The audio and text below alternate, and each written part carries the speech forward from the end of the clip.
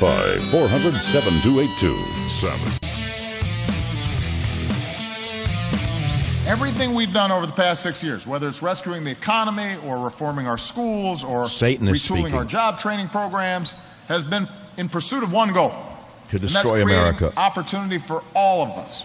To destroy the country.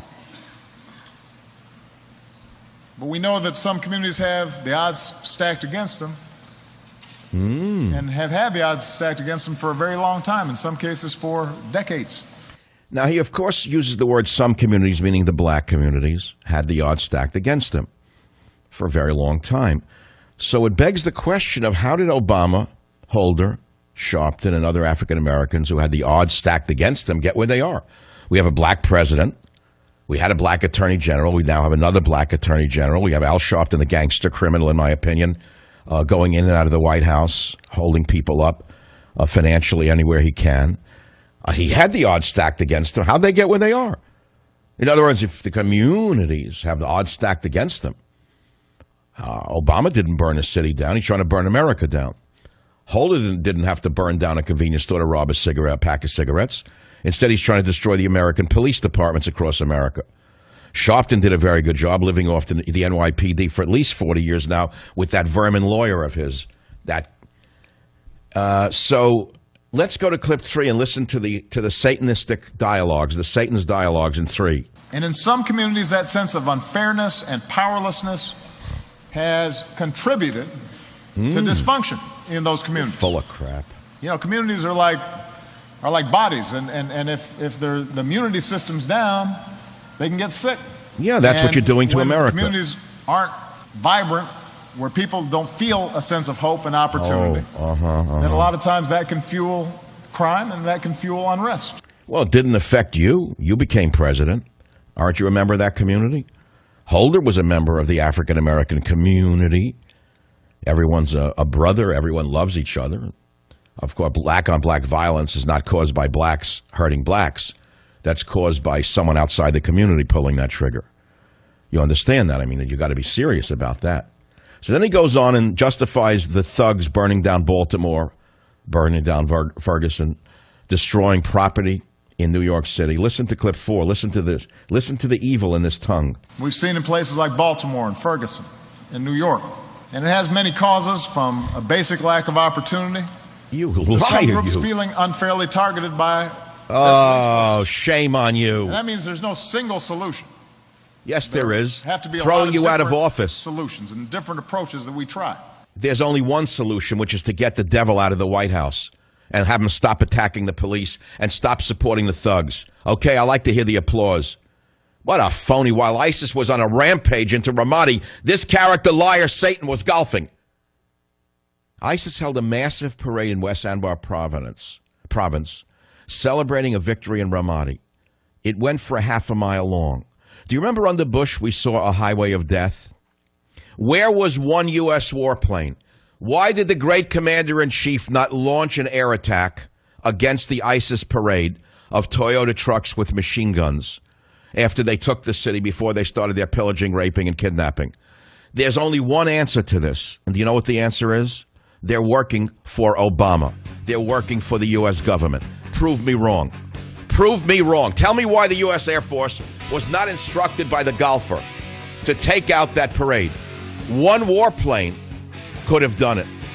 One A-10 Warthog could have done it. And by the way, your golfer-in-chief has been trying to destroy the Warthog program for over 2 years. Ask him why.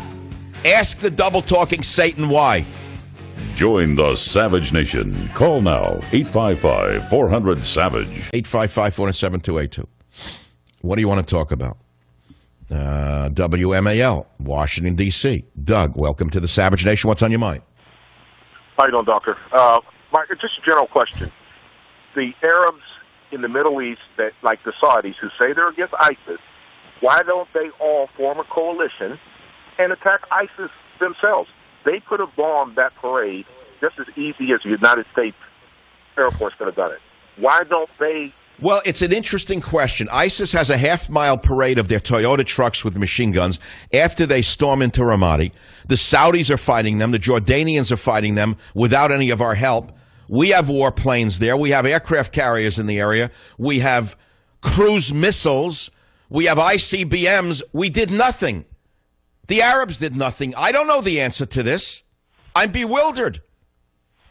Saudi Arabia is threatened by them. Why are they doing nothing? Well, you have to look at tribal warfare. ISIS is a Sunni-led group. You understand that, correct? Yes, I understand that. Now, it's very hard for us to understand the difference between the Sunnis and the Shmoonies and the Shia. Who can remember this garbage? It's based upon a 1,000-year-old feud between the Arabs. That's how advanced they are as a civilization. They gave us the zero, and no one heard from them since. So now they're fighting over something that occurred in the 11th century, descendants of Muhammad, as opposed to descendants not of Muhammad directly, but of his nephew. Then they've been killing each other for 800 years because of whether they're descended from Muhammad or his nephew. That's Sunni and Shia, fundamentally. Okay, so the ISIS murderers are basically they're Saddam Hussein's army reformed. Let's make it very simple. I saw this from the beginning. The very same army that our troops died to control have now reformed with our equipment that was left behind. That's the Sunnis. Now, the Saudis are a Sunni government. So why would they be afraid of ISIS? Well, they are afraid that they'll come into Saudi Arabia and topple the royal family and have a revolution of the poor people along the lines of what Obama wants here. And so they're playing it both ways, the Saudis. They could have taken on that column. So maybe they wanted them to take Ramadi. And then what? I thought they were fighting ISIS. I don't understand it. Moreover, let me ask you this question. Here's another one. Iran, Shia. Okay? ISIS, Sunni. Obama's backing Iran, giving them the power to build a nuclear weapon to take down Israel and God knows who else. That's the Shias in Iran. ISIS is Sunni, are Sunni Arabs. They just took Ramadi. We didn't fire a shot at their convoys. So now what? This country's on the side both of the Iranian Shia and the ISIS Sunni. Why? Well, you can say it's a grand strategy of the college girls who are running the country who think that by turning them against each other, we won't have to do the job. Basically, they're racist. They want the Arabs to kill each other. That would be the best scenario, but I don't believe it. I think it's cowardice and incompetence running the country. I think that they're running from Peter to Paul, sticking their finger in the dike, not knowing how to stop the water from flooding in. They don't know what the hell they're doing. And every day is a new experience for the college sorority that has wrecked this nation. And then you have Satan in the White House. You have an absolute fork-tongued Satan every day in every way, trying to bring the country to its knees, trying to turn black against white, white against black, Americans against the police. Every day Satan does it. Not a word from the pimps in the Fourth Estate, who are nothing but the fifth column. Not a word from the pretty boy, Stephanopoulos, and his fellow travelers. Not a word from the prostitutes in the media about what this man is trying to do to burn another city to the ground. Don't you understand my rage? What do you think animates me to get up every morning and do this show? I see the country on fire. I see the man with the matches and the lighter fuel, and I see him playing with the lighter fuel and the matches every day, and I'm standing here like a fireman screaming fire in the theater. Get the child out of the White House. He's going to set the nation on fire like he set the world on fire. Stop him before he kills all of us. That's my opinion. And if you think I'm paranoid, then you're really sick, or you're stoned on medical marijuana and you don't know what the hell you're doing yourself. Pardon me for using the word hell twice. I don't know if that's one of the 7 deadly words. Is it? I'm allowed to use it? I'm allowed to use. I don't generally curse, and I don't use the word hell. So these are the topics that are animating me. I mean, I'm very animated. I mean, I have a stake in this nation. I've spent many decades in this country building a life for myself and my family. I have a grandchild, and I see Satan trying to set the country on fire. You think I'm the only one?